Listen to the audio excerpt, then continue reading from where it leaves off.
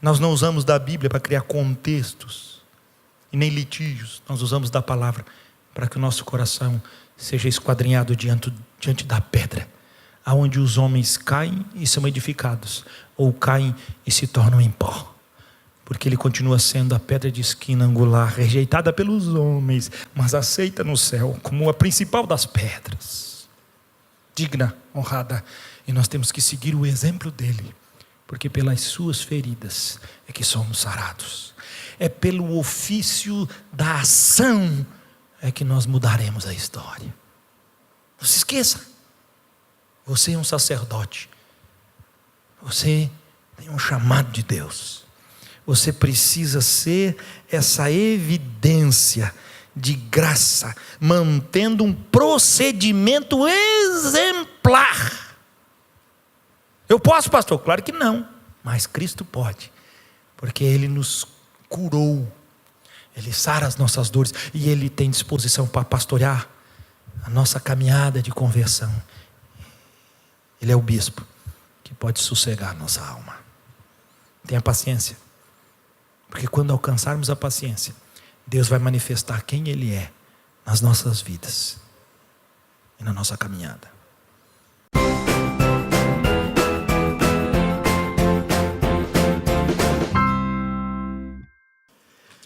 Abra sua Bíblia, livro do profeta Zacarias, capítulo 3. Os judeus têm uma percepção profética dentro daquilo que toda a costura teológica apresenta, manifestando sempre e em todo o tempo na mentalidade judaica o Messias. Eles ainda esperam o Messias, embora o Messias já tenha vindo há bastante tempo. E o profeta Zacarias, ele constrói essa ideia de uma justa transformação, e é isso que nós precisamos entender, porque o convite de Deus para o povo sempre foi geral. Deus não quis em nenhum momento escolher um grupo para que pudesse servir a Ele como sacerdotes. Ele queria que todo o povo fosse um povo de sacerdotes. Mas o povo de Israel, porque não quis andar debaixo da direção e nem ouvir a voz de Deus, se tornou um povo que precisava de um sacerdócio. Isso era recorrente à velha aliança. Na nova aliança, Deus novamente apresenta, e Ele então traz a mesma ideia e percepção de um povo. E então, nós, com uma cultura judaico, católica, cristã, levantamos sacerdotes para mediarem a nossa comunhão para com Deus. Só que no Antigo Testamento Deus autorizou, no Novo Testamento não existe sacerdócio. O sacerdócio somos todos nós. O que diferencia a nossa função no reino de Deus é os dons que Deus nos dá. Mas perante a função, porque perante Deus somos todos sacerdotes. Nós fizemos parte de uma nova aliança e um conceito de mudança de sacerdócio. Quando o antigo está para ser abolido, precisa então criar-se um novo. E os judeus sabiam que quando o Messias aparecesse, o sacerdócio dos levitas, da tribo de Levi, seria esquecido, porque ele não pode ser o intermediador. O homem não pode intermediar ninguém. Nós não temos acesso diante de Deus por capricho ou por bondade, nos colocando melhores uns do que os outros. Isso não existe. Isso é falácia humana. Mas isso é tão forte que a igreja, chamada Igreja Católica, criou os santos dignos de devoção pelos que fazem parte da igreja, no intuito do quê? De relembrarem os grandes feitos que essas pessoas fizeram. E nós, depois de toda a reforma protestante, criamos ainda os nossos ícones, como se os homens pudessem interceder com melhor qualidade diante de Deus. A Bíblia diz que a oração do justo pode muito em seus efeitos. Quem é o justo? Todos os que foram justificados. Ou seja, é os herdeiros da promessa que foi dada pela nova aliança. Todos nós somos justos em Cristo Jesus, ou não? O conceito nosso de qualificar virtudes, perdoe-me, mas isso é fruto de uma vida pagã. Nós temos que buscar Deus de acordo com a fé que foi depositada nas nossas vidas, e não pelo que os outros podem oferecer.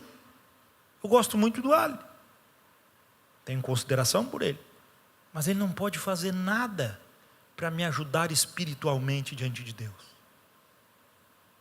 Ah, pastor, mas ele pode orar. Sim, e ele pode suplicar e interceder. Mas ele vai pedir o quê? Para que Deus se manifeste. Ele não pode se manifestar diante de Deus, porque ele não tem nada, assim como eu também não tenho nada para ele. O que faço clamando pelo alho, o que ele faz clamando por mim, é súplicas pelo que Cristo já realizou por nós dois.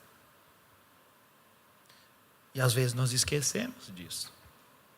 O livro de Zacarias, o profeta está fazendo um pano de fundo da igreja que viria. E ele usa um homem, Josué.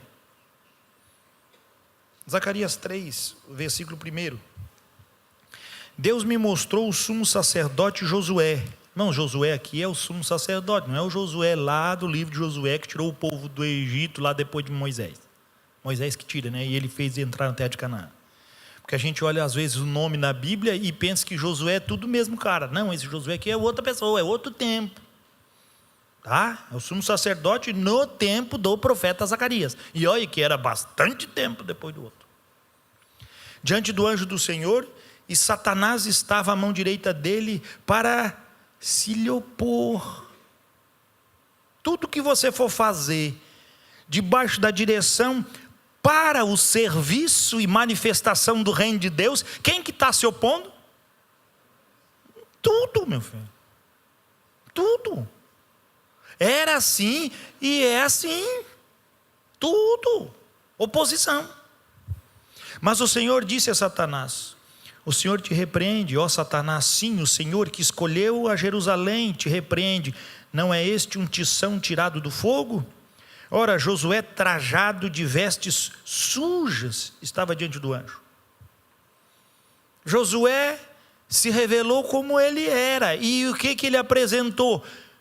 Sujeira. Ou seja, ele não tinha nada que o qualificasse como Deus o qualificou. Peraí, mas Israel é um povo escolhido. Israel estava diante de Deus. Israel precisava receber de Deus essa graça de sacrificar e prestar o culto diante dos oráculos de Deus. É o que a Bíblia diz, sim. Mas quando está diante de Deus, sempre há a manifestação de quem? Daquilo que nós apresentamos a Deus. Josué apresentava-se a Deus com vestes sujas. Era possível um sacerdote apresentar com vestes sujas? Não, mas ele está. Ou seja, a veste aqui nós estamos vendo que ela é uma construção do caráter. É aquilo que nos bloqueia, é aquilo que resiste a você. Ah, pastor, eu sou cristão, eu sou crente, eu sou salvo em Jesus Cristo, eu tenho fé. Mas na hora de executar a fé, Satanás toca o quê? Numa aparência, que é uma ação circunstancial da tua mente, do teu coração, dos teus desejos, de te impede da caminhada. Josué tinha uma vida dedicada ao serviço de Deus, mas as vestes faziam com que ele tivesse o envolvimento com as coisas de Deus. Ele deixou de ser sacerdote? Não. Ele deixou de ser apresentável diante de Deus? Não, mas o ofício dele foi julgado pelas ações de Satanás e o impediram, fizeram dele o quê? Resistência. Que diz mais? 4. Tomou este a palavra e disse aos que estavam diante dele: tirai-lhe as vestes sujas. A Josué disse: eis que tenho feito que passe de ti a tua iniquidade, e te vestirei de finos trajes. Irmãos, a iniquidade, ela é fruto de uma natureza, ou seja, as ações da forma como Josué fazia, mostravam quem ele reproduziam. Mas todos os que eram assim, todos os sacerdotes, todos da velha aliança, era assim ou não era? Eles tinham que sacrificar primeiro para si, para depois ir sacrificar pelo povo. Todos os dias. Não podia apresentar uma coisa pelo povo, primeiro teria que ser por eles. E se nós olharmos aqui, Deus se coloca e a manifestação do Senhor contra Satanás, de repreensão contra ele, é para proteger quem? Josué? Não, para proteger Jerusalém. É para proteger a igreja, o povo. Que diz mais? 5. E disse eu: ponha-lhe um turbante limpo sobre a cabeça. Puseram-lhe, pois, sobre a cabeça um turbante limpo e o vestiram com trajes próprios. E o anjo do Senhor estava ali. Protestou a Josué e disse: assim diz o Senhor dos Exércitos: se andares nos meus caminhos, ó manifestação do chamado, e observares os meus preceitos. Não foi sempre falado? Precisava falar isso para Josué? O que tem desde o livro de Êxodo para o povo? Se andares nos meus caminhos, obedeceres a minha voz, o que vai acontecer? Eu serei com você. Não é essa a promessa que Deus deu para Israel? Por que Deus repetia tantas vezes? Olha lá o que diz. Também tu julgarás a minha casa e guardarás os meus átrios, e te darei livre acesso entre estes que aqui se encontram. Ouve, pois, Josué, sumo sacerdote, tu e os teus companheiros que se assentam diante de ti, porque são homens de presságio. Eis que eu farei vir o meu servo o renovo. Veja, vocês não podem ser aquilo que vai manifestar. Mas por que ele trazia para Josué isso? Mostrando que o ofício precisava ser arrancado. O ofício precisava ser o quê? Despido. Precisava de um novo ofício e um novo oficiante. E quem anunciava o novo ofício e o novo oficiante era quem? As vestes de um coração transformado em ações transformadas. Isso chega para nós muito forte. 9. Porque eis aqui a pedra que pus diante de Josué. Sobre esta pedra única estão 7 olhos. Eis que eu lavrarei a sua escultura, diz o Senhor dos Exércitos, e tirarei a iniquidade desta terra num só dia. Quando é que isso aconteceu, irmão? Na cruz. Foi exposto na cruz a iniquidade de todos e foi removida num só dia. Foi removido esta parte externa. Agora o ofício do serviço não pode ser mais maculado pelo coração iníquo. Agora a força do ofício, ela é o esplendor da pedra que possui 7 olhos. Vocês sabem, a pedra perfeita. É a ação da perfeição de Deus que expia todo o pecado. Tudo foi colocado em quem? Em Cristo, na cruz, num dia só, num momento só. Acabou a iniquidade. Porque Deus prometeu ao sumo sacerdote dizendo que ele enviaria o seu renovo. Aquela circunstância de trabalho era como uma árvore frondosa que tinha caído por terra e as raízes ficaram para cima e ela apodreceu, mas um ramo de vida começou a brotar daquela árvore podre. Esse é o renovo, esse é o Cristo que nasce no meio de uma estrutura. Esse é o Cristo que manifesta nós, partes de uma ação de Deus. Os israelitas desejavam ver essa restauração. Eles, os justos, desejavam ver. Os justos que a profecia fala, desejavam ver o Messias, desejavam ser restaurados, desejavam ser um povo de sacerdotes. Eles desejavam manifestar realmente um serviço de transformação para o mundo. Olha o que diz o texto. Versículo 10. Naquele dia, diz o Senhor dos Exércitos, cada um de vós convidará o seu próximo para debaixo da vide e para debaixo da figueira. João 1, 43 diz assim: no dia imediato resolveu Jesus partir para a Galileia. Encontrou a Filipe, a quem disse: segue-me. Ora, Filipe era de Betsaida, cidade de André e de quem? E de Pedro.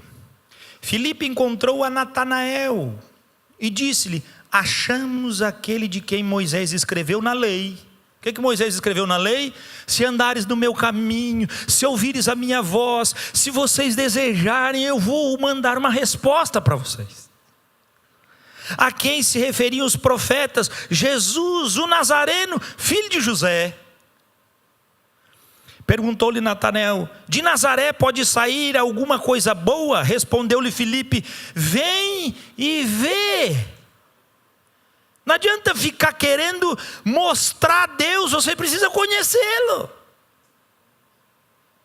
O julgamento de Natanael era conforme os seus olhos, mas quando ele se deparou com a pedra de 7 olhos, olha o que ele vê. Jesus viu Natanael aproximar-se e disse a seu respeito: eis um verdadeiro israelita em quem não há dolo. Sabe o que Jesus diz? Tradução original: eis um homem que caminha desejoso e age com justiça. É um justo, conforme foi anunciado por Zacarias lá atrás. E era a praxe dos justos naquela época rogarem ao Messias aonde? Debaixo da videira e debaixo da figueira. E o que diz o texto? Perguntou-lhe Natanael: de onde me conheces? Respondeu-lhe Jesus: antes de Filipe te chamar, eu te vi quando estavas debaixo da figueira. Eu sou a pedra de 7 olhos, eu conheço o teu coração, eu sei quem tu é, Natanael. Tu és aquele que deseja a restauração de Israel. Tu és aquele que espera pelo renovo que Deus ia dar. Tu és aquele que suplica pela justiça na terra. Tu é daquele que sabe que Deus guardará Jerusalém e o seu povo. Então exclamou Natanael: mestre, tu és o filho de Deus, tu és o rei de Israel. Quando nos deparamos com a pedra que olha o nosso íntimo e que vê a nossa súplica de apresentação para Deus, não tem outra coisa que confessar. O que Natanael disse? Como assim tu me viu? Ele sabia quem era, os olhos que tudo sonda e tudo vê. Ele é a expressão do salmista que diz que o meu corpo ainda não estava ainda era uma composição sem forma, mas o Senhor já tinha escrito todos os dias da minha vida.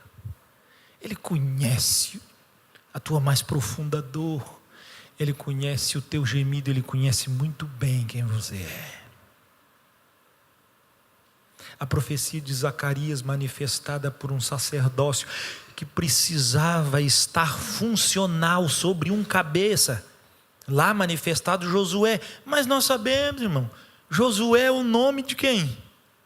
De Jesus. Josué é hebraico, que é a mesma raiz de Yeshua, mesmo nome, variação pequena, apenas de terminação, mas a raiz e a interpretação é a mesma. Ele estava dizendo que o renovo, o Jesus lá ia se manifestar sobre um sacerdócio, aonde perderia o ofício e se manifestaria um ofício de transformação, retirando pecados e iniquidades num só dia.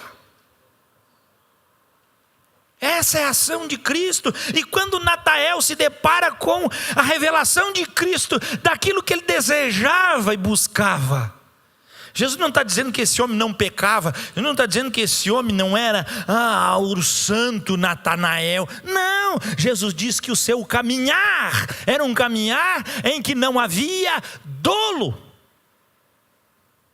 Ele andava, ainda que não estivesse presente o ofício sacerdotal, como sacerdote.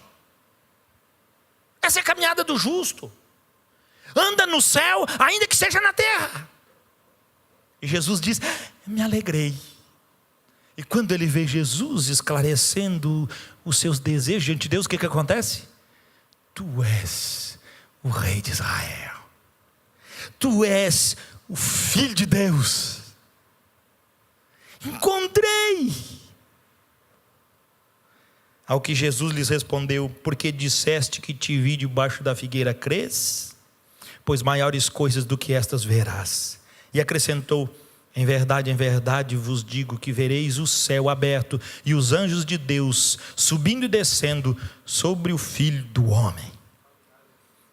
Que promessa Natanael ganhou do Senhor! Que glória! Que manifestação absurda! Que coisa fantástica! Que algo extraordinário de Deus para nós.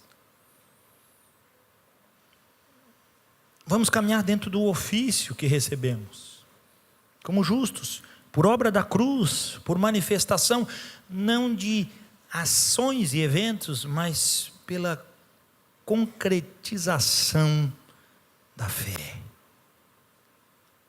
Porque o que está escrito aqui, só pela fé, na evidência profunda de quem é a evidência da manifestação da divindade. 1 Pedro 2, versículo 18, diz assim: servos. Servos aqui é, no nosso dia, contextualizando, trabalhadores. Não existe mais servos no sentido de escravidão, embora a escravidão judaica, romana, não era a escravidão que nós tínhamos com os negros. Eu sempre falo isso, porque a escravidão aqui ela foi desumana. O escravo lá, ele tinha o seu lugar na casa, o seu serviço era de menos importância, mas ele era qualificado, ele não era desprezível. Embora os romanos desprezavam os vencidos pelas guerras. Servos, sede submissos com todo o temor ao vosso Senhor. O Senhor aqui não é Deus, o Senhor é o patrão. Não somente se for bom e cordato, mas também é o perverso. Se o patrão é ruim, você está ótimo. Pastor, eu não gosto de patrão perverso. Pois é, mas a Bíblia diz que não é só se ele é bom. Se ele for ruim e te sentar a mão no vidro, tá bom. Algum jeito você está precisando. Irmão, a gente tem que parar de ficar imaginando coisas. Mas pastor, sofrer por causa dos outros não é triste? Sofrer injustiça não é uma coisa muito boa. Lê o próximo versículo. Porque isso é agradável. Mas agradável a quem? Coisa boa, né? Como a gente quer agradar a nós mesmos? Nós gostamos de sermos agradáveis a nós mesmos. Porque isto é grato, isso é louvável, isso é uma atitude honrada, isso é o caminhar de um justo. Esse é o caminhar de Natanael, esse é um caminhar de um justo.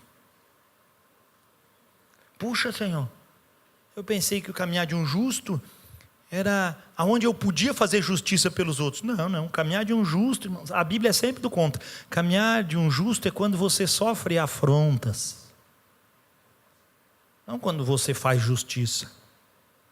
Porque a justiça dos homens, perfeitamente elaborada, o texto sagrado diz que a melhor das justiças que os homens podem apresentar é como trapos de imundícia. Panos podres, contaminados por menstruação, por sangue, por feridas. Ninguém quer aquilo perto. Essa é a melhor justiça que podemos ter. Não serve. Tem valor. Porque isso é grato, é louvável, que alguém suporte tristezas, sofrendo injustamente, por motivo de sua consciência para com... é para Deus, não é para você. Para você é óbvio que você vai reclamar. Está claro que você não vai gostar. Quem que quer sofrer aí, levanta a mão. Ninguém quer. Mas é para com a minha consciência perante Deus. Lembra do sacerdote Josué? Se ouvires a minha voz e andares debaixo dos meus mandamentos, se você obedecer, eu vou trocar as tuas vestes. Para Deus agir, nos defendendo, nos honrando, sendo louvável diante de Deus, nós precisamos estar de acordo com o que Ele quer e não de acordo com o que nós queremos. Ah, pastor, mas isso é uma proclamação de justiça sobre nossa terra. Não, mas eu não estou falando social. Socialmente você pode protestar, você pode fazer um monte de coisa, não é contrário à nossa lei. Nós temos que estar subordinados à lei do nosso país. Mas eu estou falando da lei de Deus, como filho de Deus, servo de Deus, justo. Você precisa de uma vez decidir se você quer andar conforme a Constituição brasileira ou conforme as leis da Bíblia Sagrada. Escuta o que o pastor vai dizer, vou repetir. Você tem que começar a orar para que uma hora você vai ter que escolher se você quer andar conforme a Constituição brasileira ou conforme as leis da palavra de Deus. Porque o nosso país, logo, vai mudar novamente as suas leis para uma modernidade imunda, suja,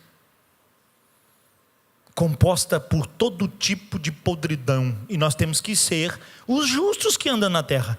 Mas aí a lei vai ser contrária a nós e nós vamos aceitá-la, porque isso é digno diante de Deus, nem que tenhamos que padecer por tristezas, angústias, perseguições, porque isso é agradável a Deus.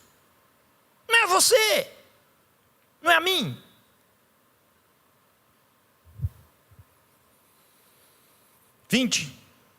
Pois que glória há, se pecando, errando, e sendo esbofeteado por isso, o suportais com paciência? Se tu errou e apanhou, o que tu ganhou? Uns vergão nas costelas. O que tu lucra com isso? Olha lá. Se entretanto, quando praticais o bem, sois igualmente afligidos, e o suportais com paciência, isto é grato a Deus. Semana passada nós pegamos, o que é paciência? O que é paciência? É esperar. Não. Isso aí é moleza. Paciência, o que é paciência? Paciência é ter a certeza de que Deus vai agir. Paciência é o primeiro ato de Deus antes da transformação que Ele vai realizar. Porque às vezes a gente não consegue entender, a gente pensa que paciência, não, está tudo caindo ao nosso redor, não, mas eu sou paciente. Não, tu é preguiçoso, molenga. A paciência é a convicção de um serviço real no meio da igreja que manifesta o quê? A certeza de que Deus vai agir. A convicção de que Deus vai agir. Nós estamos orando para que Deus levante deputados justos, senadores, governadores, deputados estaduais, presidente. Mas e se não vir? A minha paciência permanece, porque eu sei que o meu Deus vai se levantar sobre a nossa terra. Eu jogo as coisas para o lado. Isso não é paciência. Isso não é esperar em Deus. Isso é esperar nos homens. Eu não boto a minha esperança em homem. A minha esperança está no Senhor. A minha esperança está na pedra de 7 olhos. A minha esperança está naquele que sonda o meu coração. A minha esperança está nas atitudes que eu tenho para com os outros. E hoje de manhã na EBD nós vimos muito claro. Eu gosto tanto de receber coisas boas. Pois é, mas a Bíblia não garante que tu vai receber coisa boa. A Bíblia garante que tu tem que fazer coisas boas. Mas eu faço bem para um monte de gente. Ninguém retribui. Lógico, tu está sendo justo na terra. Tu não está aqui para ganhar tapinha nas costas. Beijinho de gratidão. Porque quem estava na terra e os homens deveriam beijar os seus pés, não quiseram. Antes, uma prostituta invadiu uma festa, dada com muito mau gosto, e lançou aos pés do Senhor. E como justa que se apresentava diante de Deus, não por suas atitudes, mas porque sabia quem podia salvá-la, lavou os pés do Senhor e o enxugou com seus cabelos. E quando repreendido, Jesus, no coração do anfitrião, se ele fosse profeta, ele sabia quem é que se joga aos seus pés. Jesus olha para ele e diz: olha, eu entrei na tua casa e sendo digno, porque eu sou convidado, tu não deitou água nos meus pés. Porque a honra é que tu colocasse, ungisse com perfumes na minha cabeça. Tu também não fez isso. Mas essa desde que entrou não cessou de chorar. Lavou os meus pés com suas lágrimas e secou eles com seus cabelos. Aquele que muito se perdoa, tem muito amor. Deus não veio para os que pecam um pouco. Ele veio para aqueles que estão afundados no pecado. Ele não veio para aqueles que se acham. Ele veio para aqueles que têm necessidade. Ele não veio para aqueles que imaginam. Ele veio para aqueles que caminham como justos e que sabem que necessitam que a sua vestimenta seja trocada. Porque precisam mudar o ofício, serem os praticantes disso. E eu acho uma beleza extraordinária, e obviamente é pelo poder do Espírito Santo, porque o capítulo 3, ele vai falar sobre mulheres e homens, mas antes que seja o tratamento comum da casa, ele começa o tratamento individual. E ele não muda, a submissão precisa estar sendo um hábito no corpo, que é a igreja. Versículo 21, se isto é grato ao Senhor, ele diz: porquanto para isto mesmo fostes chamados. Sabe o que é o chamado? Vocacionado. Sabe o que é o vocacionado? Quem são? Todos. Pois que também Cristo sofreu em vosso lugar, deixando-vos o quê? Exemplo, e exemplo para seguirdes os seus passos. Seguir os passos de Jesus não é uma coisa muito fácil. Mas ele diz que é esse os passos. Que mais? O qual não cometeu pecado, nem dolo algum se achou em sua boca. Pois ele, quando ultrajado, não revidava com o ultraje que recebia. Quando maltratado, não fazia ameaças, mas entregava-se àquele que julga retamente. Carregando ele mesmo em seu corpo sobre o madeiro os nossos pecados, para que nós, mortos para os pecados, vivamos para a justiça. Por suas chagas fostes sarados. É pela dor de Jesus que nós chegamos a ser curados. Foi porque ele resolveu caminhar assim. Sabe o que o texto de Pedro está falando para nós? Se nós caminharmos como Jesus, a nossa terra vai ser sarada. O nosso coração vai ser sarado. O nosso coração precisa ser sarado, irmãos, não com aquilo que nós podemos receber. O nosso coração é sarado com aquilo que nós temos o ofício de fazer. Que coisa preciosa quando olhamos para o texto sagrado e vimos que devemos ser submissos uns aos outros. Você imaginou? Se eu, como pastor, pudesse ver a igreja submissa uns aos outros, construindo caráter e sendo pleno em cura pela graça e manifestação de Cristo? Ninguém precisava entender que eu sou alguém maior. Eu sou igual a você. E às vezes, como pastor, não há muita, até que existe uma boa submissão na igreja. Mas como presidente de igreja, e eu recebi também o dom de presidir, e exerço como presidente da igreja, não que eu precise ser, mas o exerço. E sei que isso é um dom de Deus. A gente não quer. A gente tem o ofício da carnalidade de destruir os que estão numa posição de autoridade. A gente quer que a mudança venha de cima para baixo. Isso não vai acontecer, irmãos. A mudança começa de baixo para cima. Não vem um conselho dizendo, mude. Vai vir um conselho para os chefes, os senhores, que são crentes, mas os incrédulos, o que adianta Pedro falar? Vocês incrédulos, tratem bem os seus funcionários. Não adianta nada, cara, ele é incrédulo, não serve. Vem o conselho para o crente, porque o Senhor, quando serve os seus, se torna servo daquilo que Ele mesmo é Senhor. Por isso Jesus nos deixou o seu santo, maravilhoso e perfeito exemplo. Versículo 25. Porque estáveis desgarrados como ovelhas, todos nós. Agora, porém, vos convertestes a quem? Ao pastor Silas. Não posso mudar você, meu irmão. Mas nós nos convertemos ao pastor e bispo da nossa alma.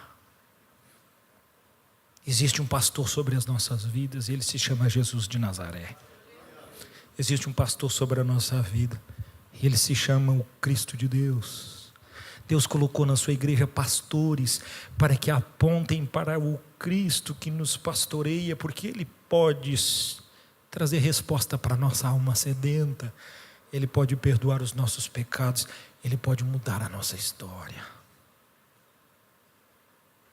Num só dia, na cruz do Calvário, foi removido tudo aquilo que Israel não conseguiu fazer, e nem nós.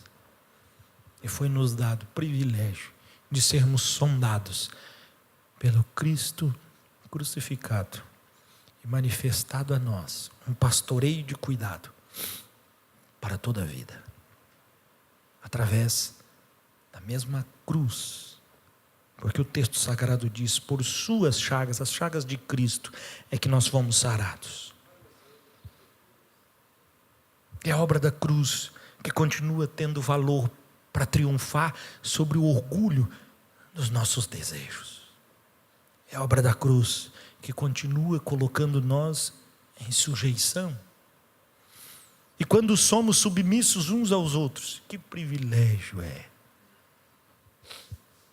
Nós não precisamos ser e nem possuir autoridade, porque ela vem em Cristo Jesus, e a nossa autoridade está no sangue de Jesus, e o nome que herdamos é o nome do Filho de Deus.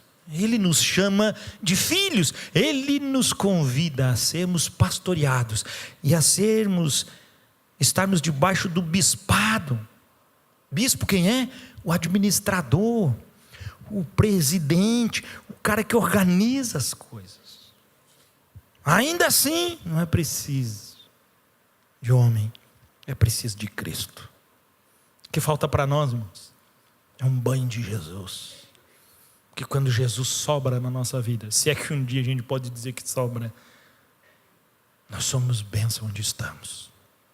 Somos sarados nas nossas dores, somos pastoreados por uma conversão genuína e somos verdadeiramente consolados na alma, aonde o Senhor restaura as nossas dores. Celebrar Cristo é ver que as promessas se cumpriram nele. E assim como Zacarias profetizou, assim Jesus se revelou como tal. E nós agora vimos que isso é agradável ao Senhor. Isso é perfeito. É lindo, né? Mas a gente pode ficar pensando que isso é característica só para os servos.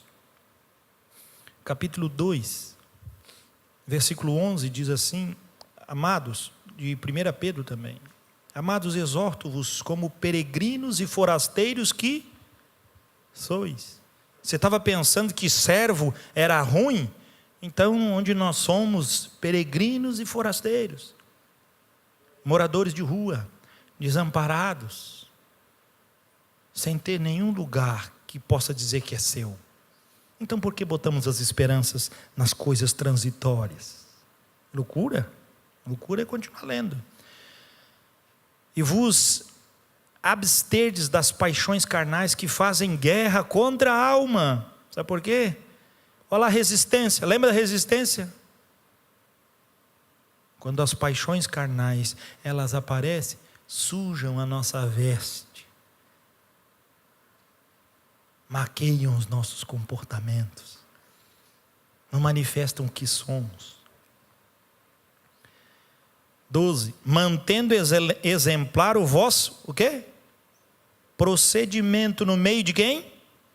Dos gentios, no meio de todos, para que, gentios aqui eram os que não eram convertidos, para que naquilo que falam contra vós outros, como malfeitores, observando-vos em vossas boas obras, glorifiquem a Deus no dia da visitação. Sujeitai-vos a toda instituição humana, por causa de quem? Por causa do Senhor, quer seja o rei como soberano, quer as autoridades como enviados por ele, tanto para castigo dos malfeitores, como para louvor dos que praticam o bem. Nós vamos ficar preocupados, irmão? Não, nós vamos praticar o bem. Porque assim, diz o texto, versículo 15, é a vontade de Deus que pela prática do bem façais emudecer a ignorância dos insensatos. 16, como livres que sois, não usando todavia liberdade por pretexto da malícia, mas vivendo como servos de Deus. Tratai todos com honra, amai os irmãos, temei a Deus, honrai o rei. Preciso dizer mais alguma coisa? Ô pastor, isso aqui esse texto é para servos. Eu sou o patrão, eu não sou funcionário. Pois é, rebaixei você para forasteiro. Então, engole que está, de bom tamanho. Nós somos o quê, irmãos? Servos de Deus.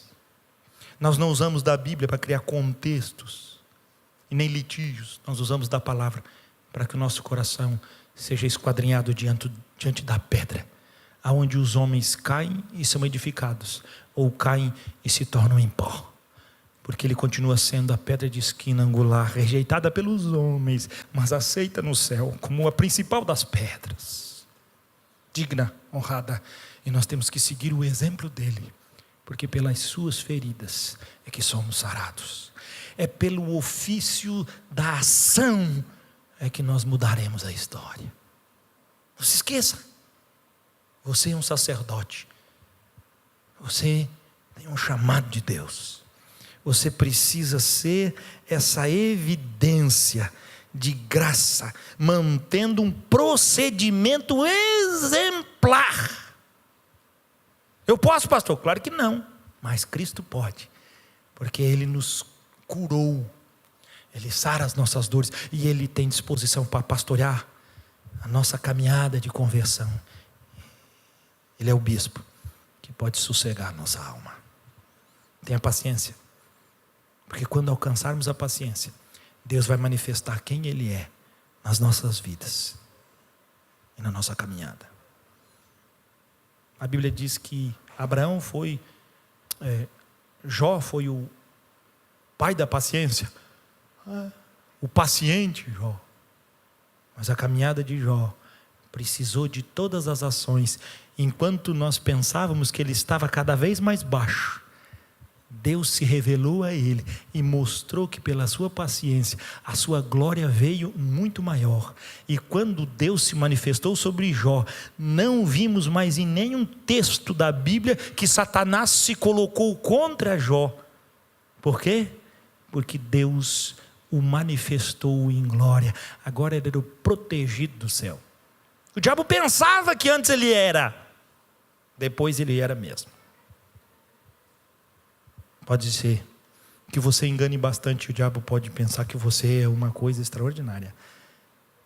Passe pela ação da paciência, e então você vai ver o Deus que te resgata, o Senhor que te coloca, o Deus que providencia, para que sejamos servos. Se não for para te servir, quem sou eu?